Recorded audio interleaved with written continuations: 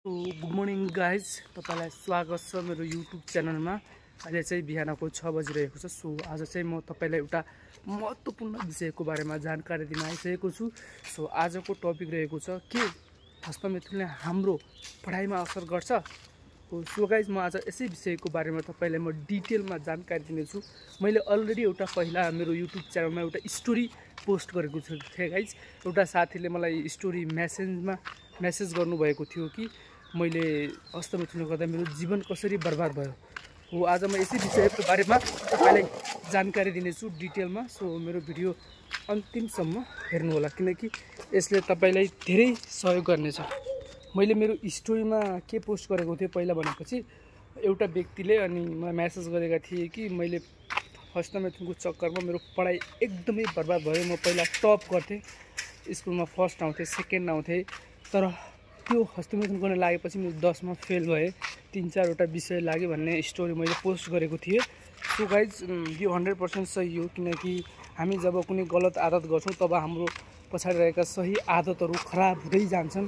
गलत आदतले हाम्रो सही आदतलाई पनि के गर्छ, खराब गर्ने गर्दछ। सो त्यसैले गर्दा यो हस्तमैथुन भन्ने चिज एकदमै गलत हो। यसले तपाईँलाई गलत असर अवश्य नै पार्नेछ, चाहे त्यो पढाइमा होस्, चाहे त्यो तपाईँको कुनै अन्य ह्याबिटमा होस्। सो तपाईँलाई यो आदतले तपाईँलाई एकदमै गलत असर गर्नेछ। सो तपाईँले यो आदत छोडिदिनु होला। कसरी असर गर्दछ भने जब हामी गलत आदत गर्छौँ त्यसमा सन्तुष्टि मिल्छ, केही पर्सेन्ट मजा आउँछ र हाम्रो माइन्डमा डोपामिन रिलिज हुन्छ र हाम्रो माइन्डमा डोपामिन रिलिज भएपछि हामीलाई केही सुख प्राप्त हुन्छ र हामी त्यो पछि अझ झन् आकर्षण हुन्छौँ। तर पढाइमा त्यस्तो हुँदैन गाइस, किनकि पढाइ त हाम्रो कर्तव्य हो। हामी मन लागि नलागि पनि हामी पढाइ गर्दछौँ, तर यस्तो आदत गऱ्यो भने हाम्रो माइन्डमा के हुन्छ, डोपामिन रिलिज हुन्छ, जसले गर्दा हामीलाई त्यो आदतप्रति अझ गरौँ भन्ने जस्तो सोच उत्पन्न हुन्छ र हामी त्यो आदतप्रति भित्रभित्र छिर्छौँ र एडिक्ट हुन्छौँ, जसले गर्दा हामी अन्य क्रियाकलापमा खासै समय दिँदैनौँ, जसले गर्दा हाम्रो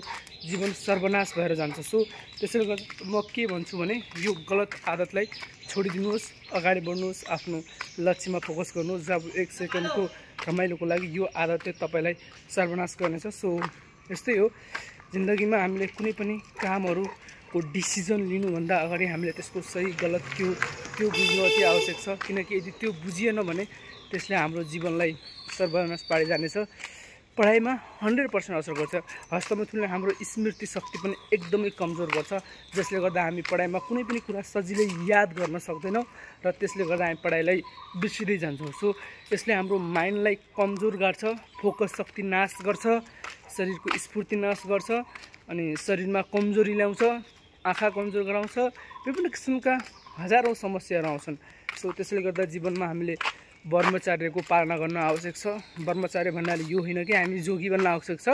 ब्रह्मचार्य भन्नाको अर्थ यो हो कि हामीले आफूमा भएको शक्ति छ नि, जो पावर, त्यसलाई नाश गर्नु भएन, पोजिटिभ चिजमा अगाडि बढाउनुपर्छ र आफ्नो पढाइप्रति अगाडि बढ्नुपर्छ। सो गाइज, तपाईँहरू सबै आफ्नो लक्ष्यमा फोकस गर्नु होला, यस्तो घटिया आदत, गन्दी आदततिर नलाग्नु होला भन्न चाहन्छु।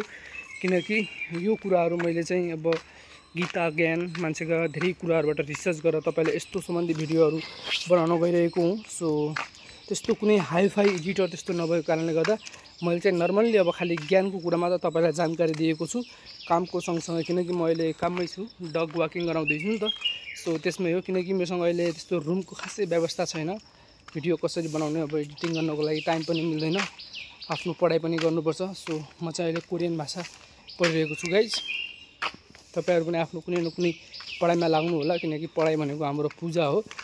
हामीले आफ्नो पढाइलाई 100% फोकसका साथ पढेर अगाडि बढ्न आवश्यक छ। यदि हामीले राम्रोसँग आफ्नो पढाइ गऱ्यौँ भने रिजल्ट जस्तो सुकै पनि किन नहोस्, हामी सन्तुष्ट हुन्छौँ कि गाइज। यदि हामीले पढेका छैनौँ, फेल भयो भनेपछि हामीलाई लास्ट तनाव लाग्छ, लास्ट टेन्सन हुन्छ। यदि हामीले पढेका थियौँ, रिजल्ट पनि त्यस्तै बेकार आयो भनेपछि ठिकै हो, पढेकै थियौँ, अब केही न केही मिस्टेक भयो होला जस्तो फिल हुन्छ। अब त्यस्तो केही सोच्नु पर्दैन, जे हुन्छ राम्रैको लागि हुन्छ। सो तपाईँ चाहिँ आफ्नो मेहनतमा 100% अगाडि बढ्नु होला। यदि तपाईँको मेहनतले रङ लाउँछ भने तपाईँ स्योर आफ्नो लक्ष्यप्रति अगाडि बढ्नुहुनेछ। सो आजको भिडियो यति भन्दै जय श्रीराम, जय Balen Shah. So guys, thanks for watching my YouTube channel. यदि नयाँ हुनुहुन्छ भने प्लिज सब्सक्राइब गरी मलाई सपोर्ट गरिदिनु होला गाइज। तपाईलाई म यस्तै विभिन्न किसिमका जानकारीमूलक भिडियो बनाउने छु सो थ्यांक यू बाई